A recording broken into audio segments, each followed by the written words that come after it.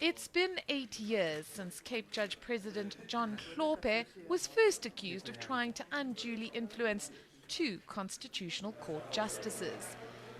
At the time, the court claimed he'd suggested these judges needed to make rulings that would favour ANC President Jacob Zuma, who was then facing trial for corruption.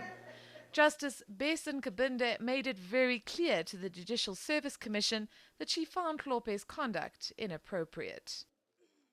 There would have been no reason whatsoever for me to discuss a case that is pending with a judge who's not even a member of the court. Let me also say that I expressed my disquiet. In fact, I rebuffed him when he started talking about a case. 4 years and multiple legal wrangles later, Justices Nkabinde and Jafta backed out from testifying against Hlophe in a misconduct tribunal. A tribunal which could have seen him impeached if he was found guilty. Morning. They argued that the composition of the tribunal was unconstitutional, but failed to convince the high and appeal courts of their argument.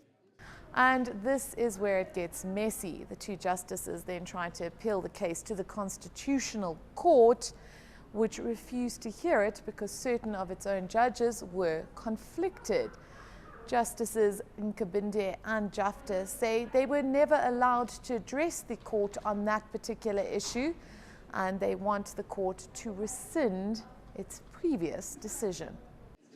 It's a bit of a shambles, really, and it has consequences for other misconduct cases against judges. Until this case is resolved, the Judicial Service Commission cannot proceed with misconduct tribunals against any judges, including any potential hearing against alleged racist judge Mabel Jansen. Karen Morn, Johannesburg.